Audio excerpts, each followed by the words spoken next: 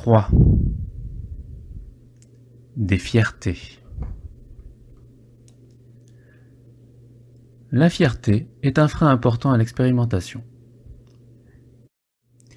Il faut la comprendre en profondeur afin de voir son impact sur les sujets, mais aussi et avant tout sur soi, l'expérimentateur. J'ai donc été amené à passer du temps à l'explorer, car elle amène souvent à des difficultés de compréhension ou de mauvais résultats. L'orgueil et la fierté sont souvent confondus en un seul et même concept, qui exprime un excès de satisfaction personnelle. Or, s'il s'agit bien d'une définition valable pour l'orgueil, la fierté semble moins intense et moins néfaste. Être fier, c'est aussi se respecter à juste titre. Je considère donc que la fierté est une évaluation de la satisfaction personnelle qu'il apparaît juste de ressentir, alors que l'orgueil est une évaluation exagérément haute. À l'opposé de l'orgueil, nous avons l'humilité, qui est une évaluation exagérément basse. D'un autre côté, la honte est l'opposé de la fierté. La fierté valorise, la honte dévalorise. Par exemple, il est fréquent de ressentir de la fierté à réussir et de la honte à échouer. De mon point de vue, la satisfaction personnelle est une échelle. Être fier nous fait monter quelques barreaux. L'orgueil nous fait penser que nous en avons monté plus. L'humilité nous fait penser que nous en avons monté moins.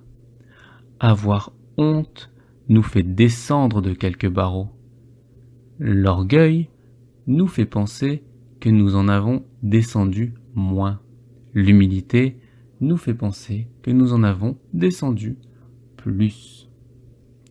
Fierté, satisfaction personnelle. Honte, insatisfaction personnelle. Orgueil, satisfaction personnelle surévaluée. Humilité, satisfaction personnelle sous-évaluée. Il faut considérer donc la position sur l'échelle et le décalage que l'on ressent sur l'échelle.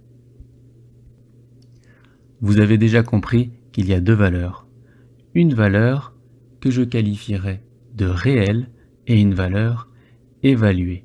Si je choisis le mot réel, c'est en prenant appui sur le fait que la réalité ne nous est accessible que via nos sens et que, par conséquent, nous ne pouvons pas la voir telle qu'elle est, mais telle que nous l'évaluons à partir des éléments qui nous sont accessibles. Le décalage entre ces deux valeurs est à l'origine de l'orgueil et de l'humilité. J'attribue ce décalage au fait qu'un comportement n'est jamais isolé d'autres comportements. Nous ne pouvons pas être sûrs que le comportement identifié soit à l'origine de la totalité de la valeur réelle. Il est alors difficile de déterminer la juste contribution du comportement. Je pense que les valeurs évaluées sont calculées en faisant une différence entre deux mesures de notre position sur l'échelle. L'une prise avant le comportement, l'autre après.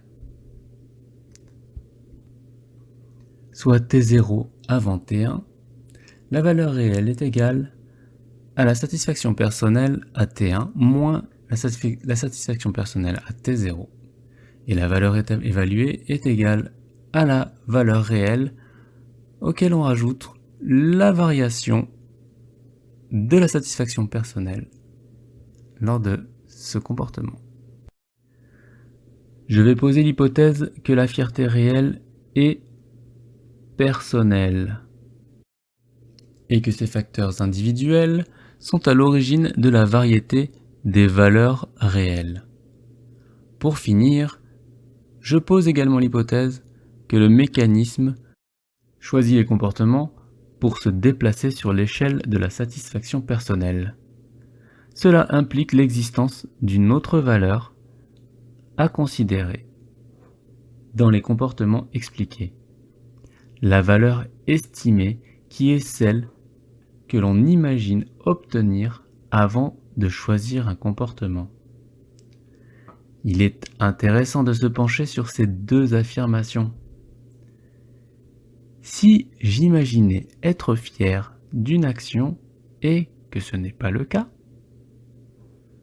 je vais être déçu et je vais avoir tendance à minimiser ce que j'ai fait. Je vais apparaître humble. Si j'imaginais ne pas être fier d'une action alors que je le suis, je vais être agréablement surpris et je vais avoir tendance à maximiser ce que j'ai fait. Je vais apparaître orgueilleux. Le décalage de l'évaluation à l'origine de l'orgueil vient probablement de la différence entre la valeur estimée et la valeur réelle. Certains d'entre vous verront peut-être apparaître une curiosité liée à l'estime de soi que je ne développerai pas pour le moment. Si notre estime est à -2, que le résultat réel est à -1, dans ce cas, la soustraction du réel sur l'estimé est égale à +1, ce qui fait une valeur estimée positive. Si la valeur réelle est égale à -1, que la valeur estimée vaut 0, valeur réelle moins valeur estimée est égale à la valeur évaluée qui devient négative. La réalisation d'un comportement nous déplace sur l'échelle, ce qui nous permet de faire une évaluation du déplacement associé au comportement. Information qui, éventuellement, viendra alimenter les prochaines estimations accompagnées d'une valeur dont l'influence tend à baisser au fur et à mesure des expériences. La valeur estimée est égale à la somme des valeurs évaluées précédentes auxquelles on rajoute une valeur dont l'influence tend à baisser et que l'on divise par le nombre d'expériences prises en compte. La fierté estimée, celle que l'on espère obtenir. La fierté réalisée, celle que l'on obtient. La fierté évaluée, celle que l'on pense avoir obtenue.